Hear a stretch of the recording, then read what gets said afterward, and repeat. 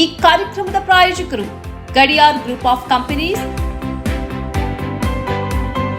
specialized in piling and shoring, engineering consultancy, firefighting, steel structures, real estate.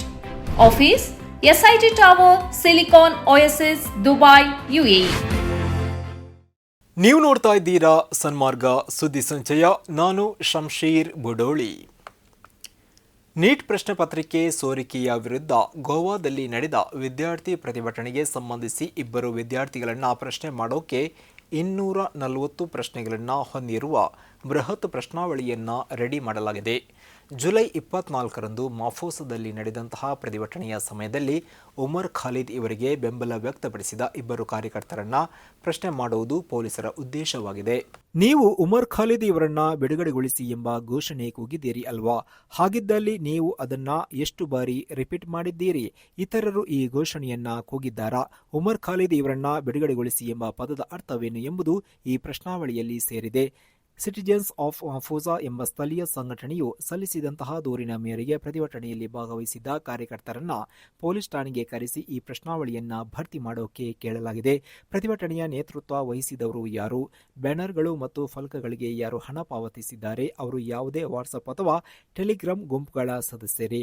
ಪರೀಕ್ಷೆಗೆ ತಮ್ಮ ಫೋನ್ಗಳನ್ನು ನೀಡಲು ready ಇದ್ದಾರಾ ಎಂದು ಪೊಲೀಸರು ಈ ಪ್ರಶ್ನಾವಳಿಯಲ್ಲಿ ಕೇಳಿದ್ದಾರೆ.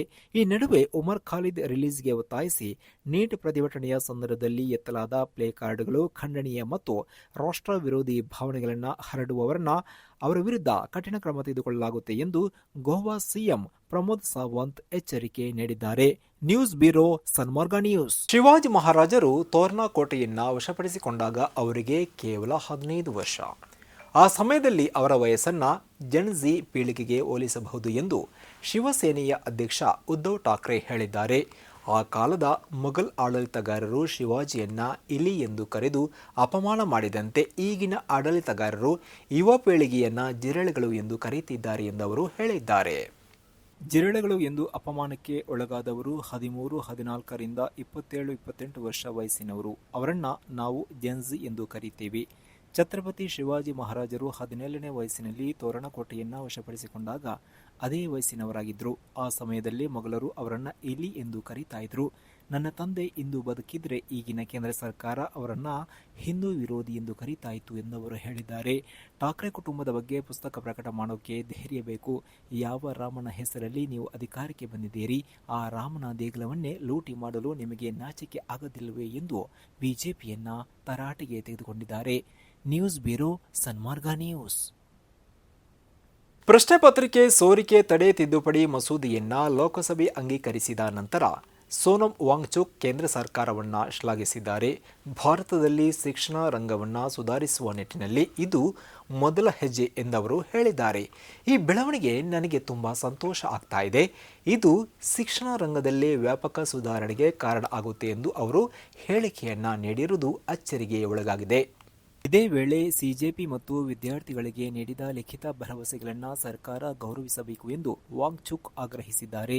ಪ್ರತಿಭಟನಾಕಾರರ ವಿರುದ್ಧ ಕೇಸ್ಗಳನ್ನು ದಾಖಲಿಸಬಾರದು ಮತ್ತು ಯುವಕರ ನಂಬಿಕೆಯನ್ನು ಗೌರವಿಸಬೇಕು ಎಂದವರು ಆಗ್ರಹಿಸಿದ್ದಾರೆ. ಇದೇ ವೇಳೆ ಈ ತಿದ್ದುಪಡಿ ಮಸೂದೆಯು ಪ್ರಶ್ನೆ ಪತ್ರಿಕೆಗಳ ಸೋರಿಕೆಯ ಹಿಂದಿನ ಸಮಸ್ಯೆಗಳನ್ನು ಪರಿಹಾರ ಮಾಡೋಕೆ ವಿಫಲವಾಗಿದೆ ಎಂದು ಸಿಜೆಪಿ ವಕ್ತಾರ ಅಶುತೋಷ್ ರಾಂಕ ಹೇಳಿದ್ದಾರೆ. ಪ್ರಶ್ನೆ ಪತ್ರಿಕೆಗಳ ಸೋರಿಕೆಯ ನಂತರ ಶಿಕ್ಷೆಯ ಕ್ರಮಗಳ ಮೇಲೆ ಮಸೂದೆ ಕೇಂದ್ರೀಕರಿಸುತ್ತದೆ. ಆದರೆ ಸೋರಿಕೆ ಆಗದಂತೆ ತಡೆಯಲು ಸರ್ಕಾರ ಏನು ಮಾಡ್ತಾ ಇದೆ ಎಂಬುದನ್ನು ಸ್ಪಷ್ಟಪಡಿಸಬೇಕು ಎಂದವರು ಆಗ್ರಹಿಸಿದ್ದಾರೆ. News bureau, Sanmarga news.